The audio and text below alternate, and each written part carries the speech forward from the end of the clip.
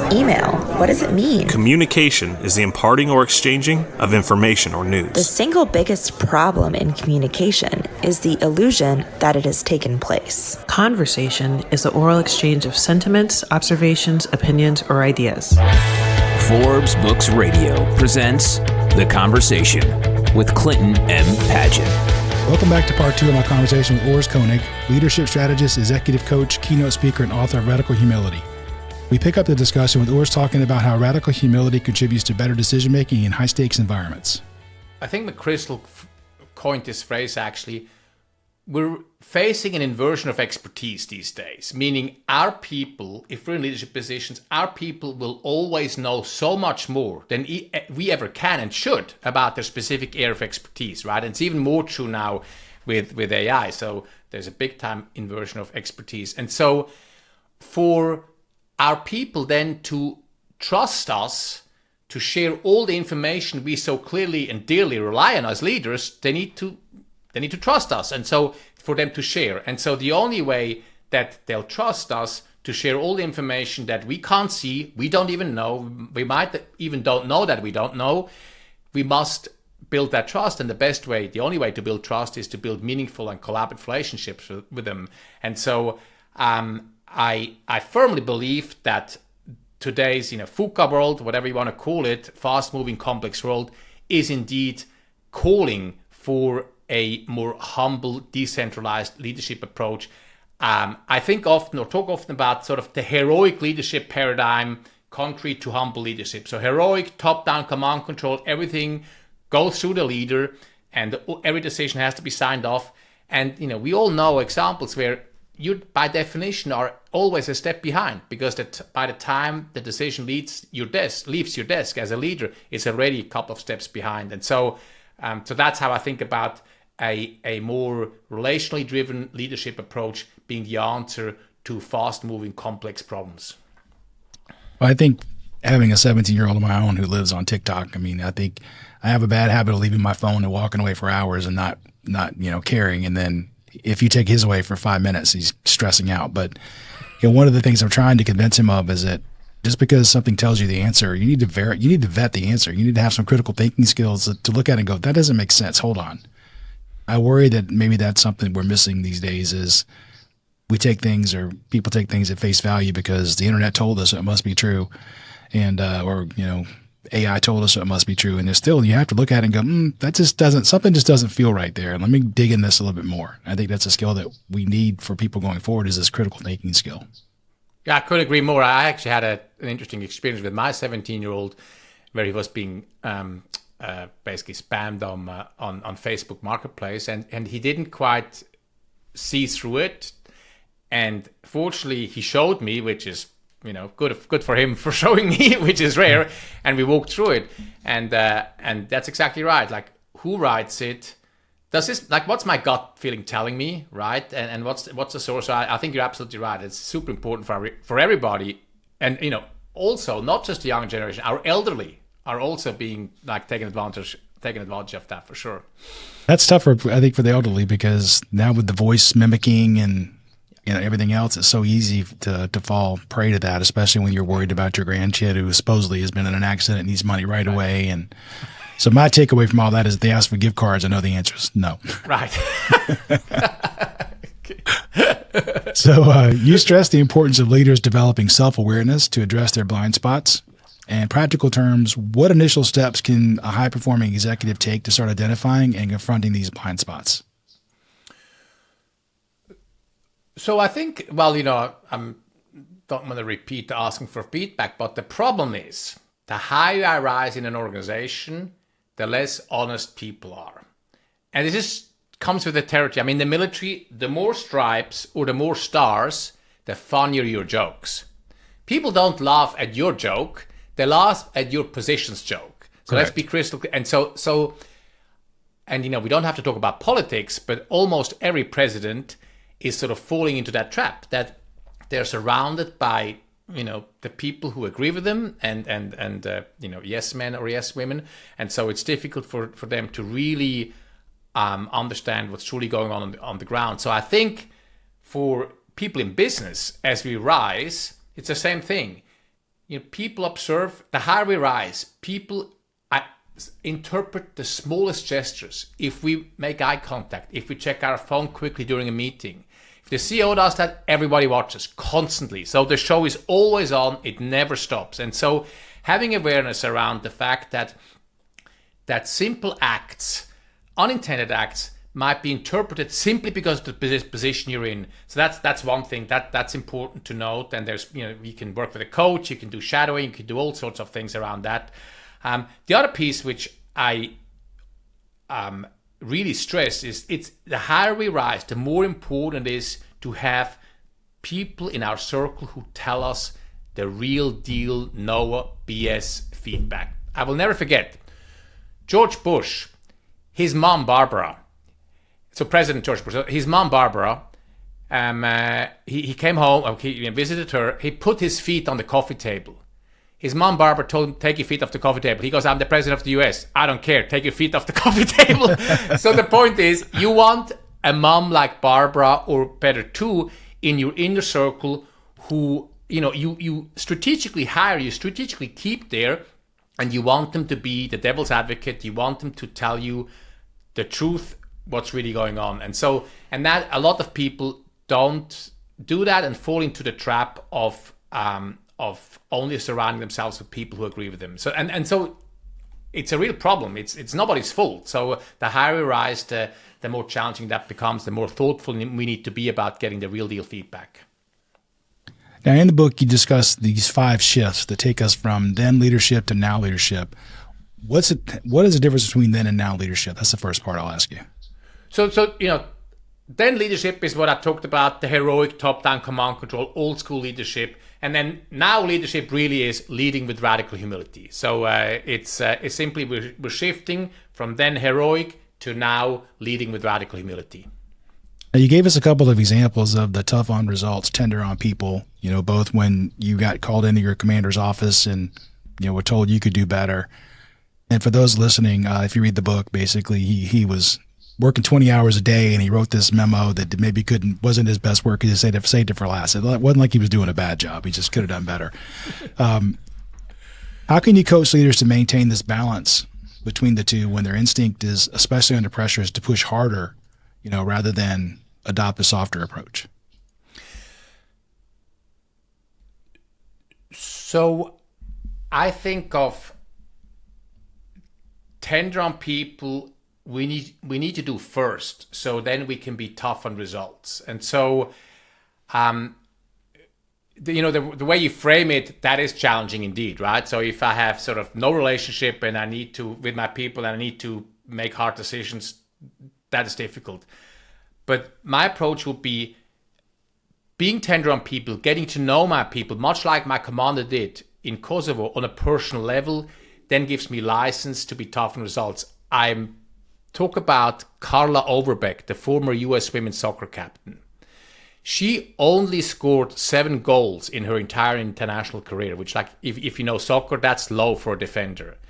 She would often schlep her teammates' bags to their hotel room after an especially grueling international flight. And she says, I'm the captain. The captain schleps the teammates' back to their hotel room. I'm the captain, she says, but I'm no better than anybody else. I'm certainly not a better soccer player. So she was humble off the field, schlepping her teammates back. She only scored 7 goals. She humbly was always looking for ways to pass the ball.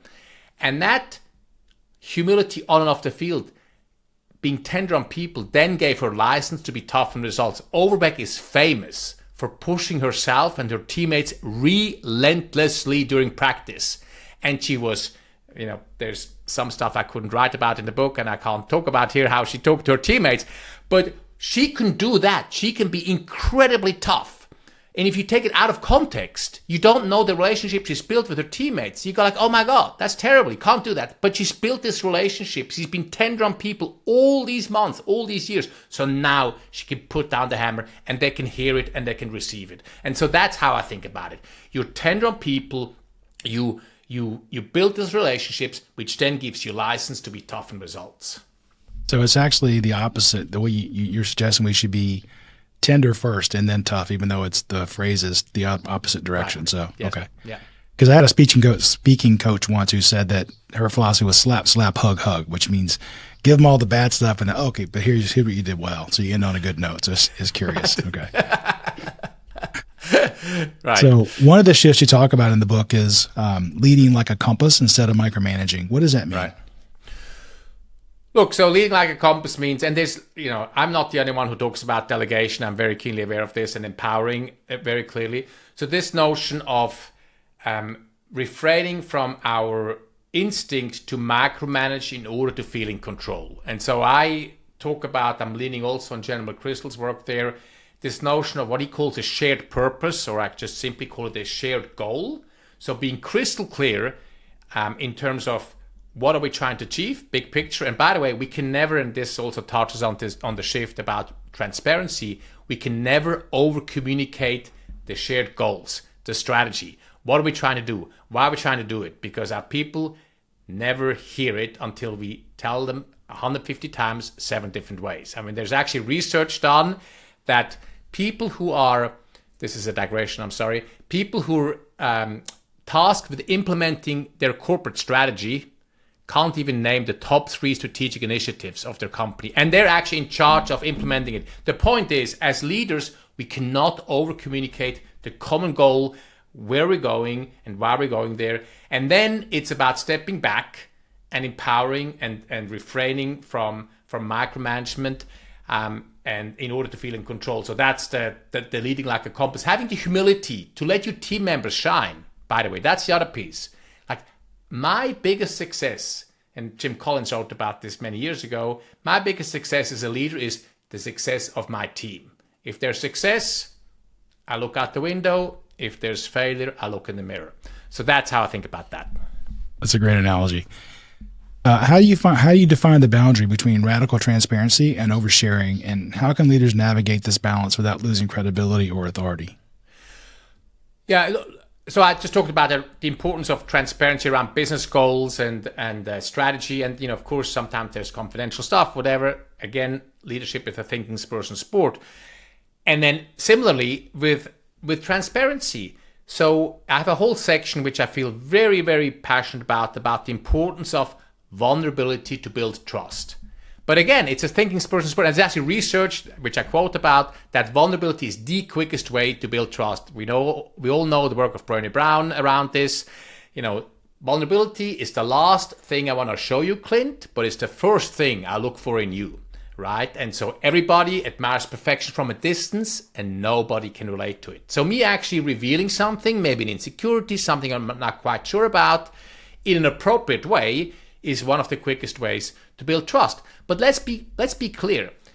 If there is questions about my ability to do my job, if there's questions about my technical skills, if I'm new into a company and nobody knows me, that might not be the best time to share my darkest, deepest secrets, if ever, frankly, but even talk about my insecurities. So this is, we need to read the room, and we can have different levels of transparency and vulnerability with different members on our teams, right? Without being a phony. Some of my team members all immediately want to talk about meaningful, deep stuff, end of life, the meaning of life, God and whatever, and other people, we just talk about the weekend. And it's totally fine, as long as I see them as whole people beyond just worker bees that do a job for me. It's interesting to have that dichotomy between the people on your team. And so anytime you have a group, you're going to get the whole extreme for sure. Yeah. Earlier you talked about communication and having to say something 150 times. We opened this podcast with the quote from George Bernard Shaw that says the single biggest problem with communication is the illusion that it is taking place. So I totally understand. I love that. That's excellent. That's now, really good. in your champion of fearless culture shift, I remember there are 5. This is another one. What strategies have you seen work best in breaking down fear-based behaviors, especially in legacy organizations with entrenched hierarchies like you talked about in the military? There's ample research. We don't have to talk about that, about the value of a fearless culture, psychologically safe culture, heavily relying on Amy Edmondson's work there. Plenty of research. So that's a given. So then how do I do that if I'm in a hierarchical environment? And, I had that in the military. So the first thing I would say, I can talk about sort of the step-by-step things we can do. But the first thing, instead of throwing my hands up in despair and going, oh my God, I look up, I look sideways, nobody is doing psychological safety. Everybody's afraid, everybody walks on eggshells. Let's train ourselves to look down into our teams.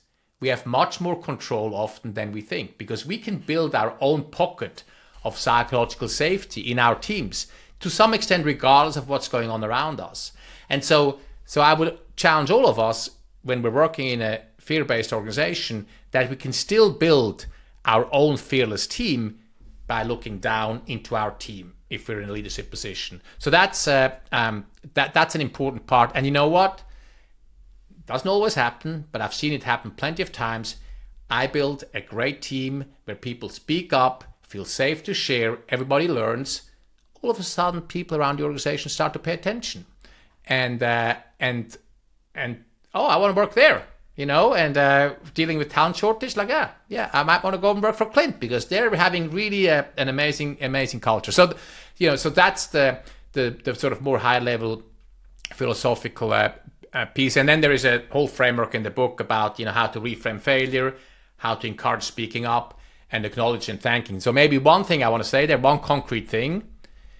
When my team members speak up with questions, concerns, crazy ideas, doubts, my first response as a leader always needs to be, thank you for bringing this up, Clint. Even if I disagree, even if I have strong feelings, if I have disrespectful body language, if I shut you down, if I smirk, everybody else is watching. Everybody else. And you can be sure next time, nobody will speak up. But leadership is not a popularity contest, right, Clint? So we always ask, we always listen, we always thank, but then we get to decide at the end of the day if it's our decision. So anyway, so that's how I think about that. I think it's good because I deal with project teams, and one of the things as the project manager or the leader of the team is you want to set the expectation that, look, I'm okay with the fact that there's bad news. If there's no bad news in a project, then something is wrong because there's something will be different, something that it never goes as planned. And I'm okay with bad news. What I'm not okay with is bad news you've known about for weeks that you were secretly hoping to fix. And now I'm only finding out about it today when that 6 weeks of solutions I would have had to be able to use, and now I can't. But you can only set that expectation if you don't shoot the messenger. Yeah, if you come into it and you hammer the messenger that, hey, I'm not doing that again. So I love that clip because you actually just exemplified the first step, which is reframing failure. You actually say, you know what?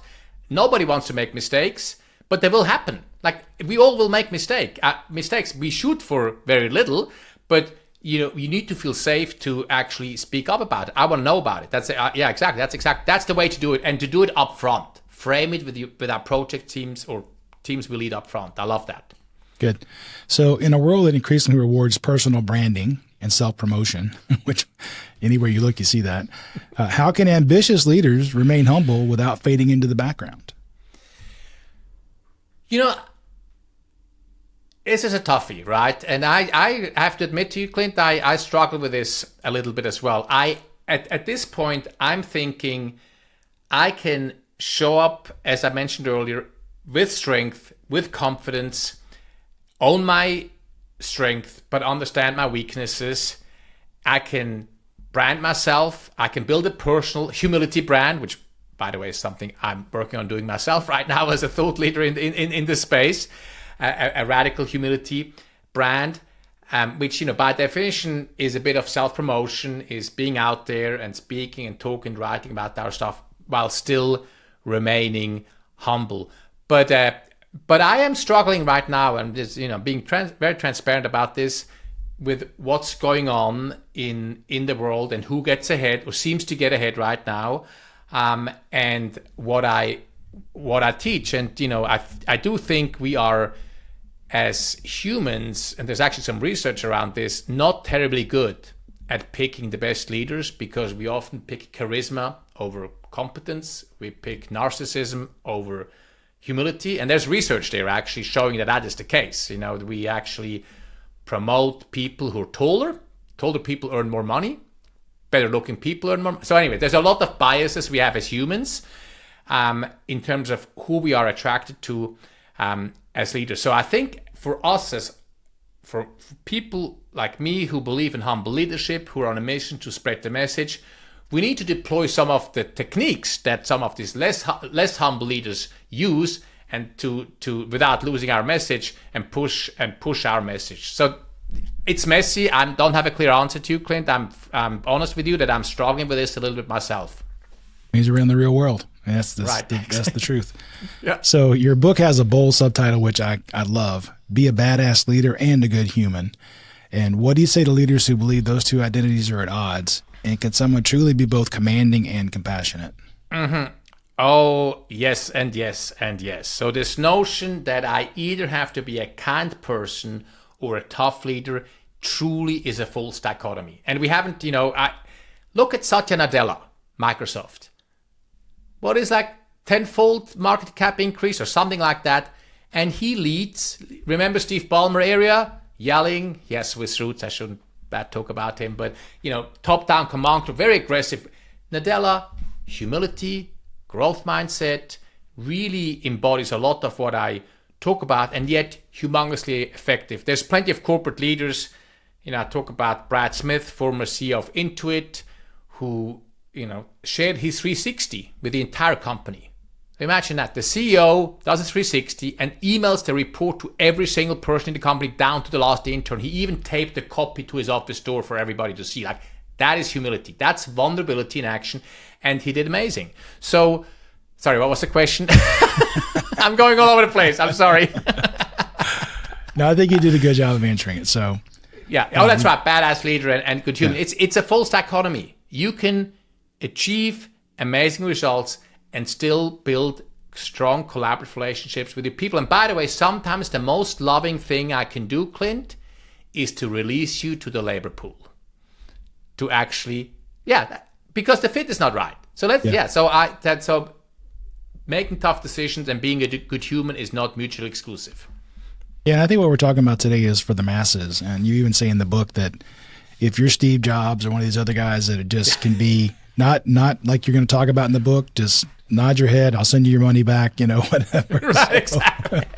But for the mere mortals like you and I and 99% of the people, humility is the way to go, totally. So what do you hope readers walk away with after reading your book?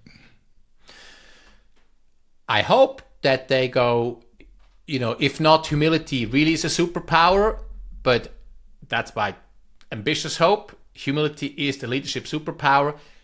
I can be humble and still be confident and ambitious and decisive. If they take that way, then I'm happy. All right. Well, as I wrap up, I think there's just 3 questions I like to ask all my guests. The first one, are there any leadership principles that speak to you personally and guide your day-to-day behaviors? There's plenty, and I cycle through them right now. I'm thinking a lot about the very old one, the platinum leadership rule. The golden rule states I treat everybody the way I want to be treated, and platinum states that I treat people the way they want to be treated.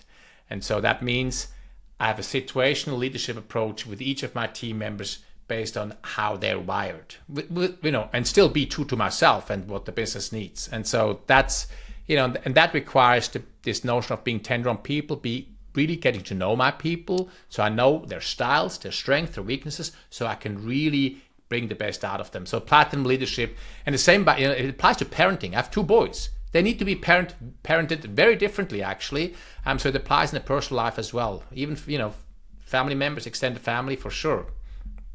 I think when I read that, you talk about that in the book, the platinum rule, which I'd never heard of, by the way. But then I thought the first thing you need to do is, and you need to know how they want to be treated. Then you have to have talked to them and have to have a relationship with them in order to know the answer to that, so you can then treat them that way. That's right, exactly. And you have to have the relationship, and you have the relationship where you're comfortable and they're to ask and they're comfortable to share. And many of your teammates go like, "Oh, I don't know," and you go, "Okay, let's find out." That is your work, your self-awareness. Like, what gets you out of bed? Like, how do you want to be led?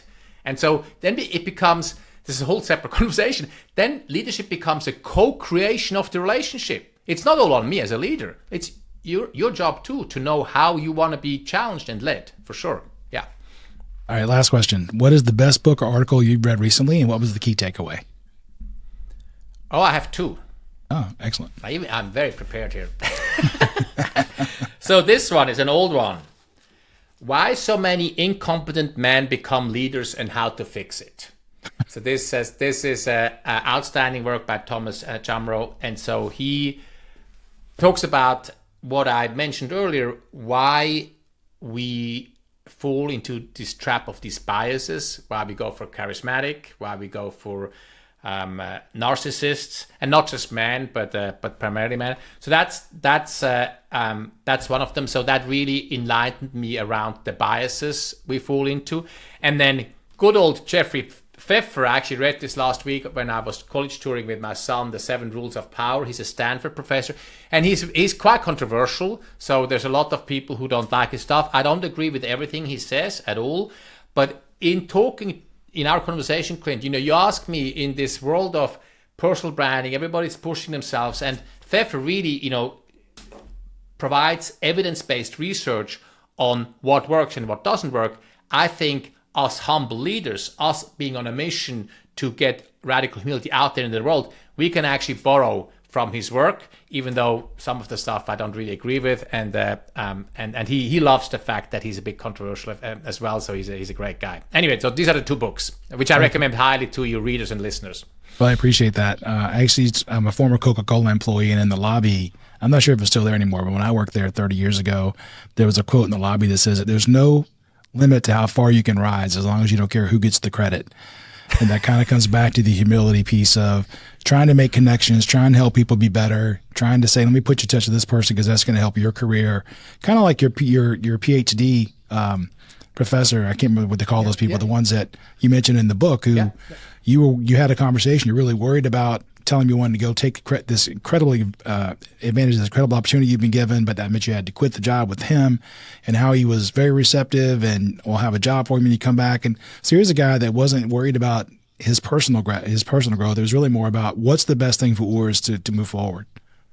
Yeah, that's exactly right. And this, look, a lot of the leaders I speak to who are in the latter part of their career, their biggest pride is the people that hired many years ago, trained, mentored, coached, and then moved on to better, greener pastures, become hugely successful, and that becomes our legacy. I mean, I have that. I'm sure you have that. Like, you take great pride in the people who you help groom, who now are super successful, and so that's and that is true. Exactly, that's true humility, and it's such a satisfying feeling for us. Many of us, when we don't build factories or produce tangible products. Well, you do at Coca-Cola, I guess, but many of us in the service industry don't. But so our legacy then becomes really the success of our people. Yeah, for sure.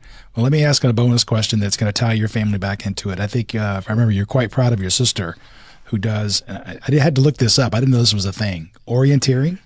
Yes, orienteering, yes. So orienteering is, people in the military know what it is. It's running around, I shouldn't say running around. So in the woods with a map, you have to find controls, navigate to the controls, and then, who gets all the controls fastest wins. So it's this amazing, it's a huge sport in Scandinavia. My sister lives in Finland, Central Europe, Eastern Europe as well. It's, in its infancy in the States. But it's a wonderful combination of intellectual challenge, meaning you need to be able to read the map and fast, and physical ability. And I'm very proud of my sister. She ran a sub 3 hour marathon after having 4 kids after her 40th birthday. So I'm like, she's a rock star. I'm going to visit her this summer, but just one quick anecdote. So I was doing a team event with her. So all I had to do is follow her. So we did it together, right? So she navigated, she read the map, she found the controls. All I had to do is follow her, and I'm pretty fit. And I was a decent runner, but I couldn't keep up. She was reading the map and navigating. All I had to do is run behind her. She was taking off. So, yeah, anyway, that's my sister for you. I was going to ask you if this is even going to be going on in the future, because nobody can read a map anymore. Oh, no, it does. But that's a good point. You're right. I did actually find that in the military, my younger teammates are not able to read a map. I'm like, seriously, dude? Like, read the map. Yeah, I mean, I saw something recently that said that for cognitive function as we get older, you should continue to not use Waze or GPS, because your brain works better if you could think about how you're going to get there, as opposed to just always relying on the machine to tell you. Absolutely. It's like the youngsters, now we're going way off topic, don't know how to use a dial phone, right? But yeah, some things probably are okay not to know. That's probably Right, wrong. exactly. I go way back to the party line days, and if you don't know what that is, it's also okay. Right. And then a super bonus for those of you who are listening and think about going to Finland to follow in the footsteps of his sister. One thing you should know is that in Finland, speeding tickets are based on a percentage of your income and not a set limit. So be careful if you're going to speed in Finland. That is very true indeed. Yes, you can, pay tens of thousands of dollars for going 40 over or 30 over, 10 over. Yeah, exactly.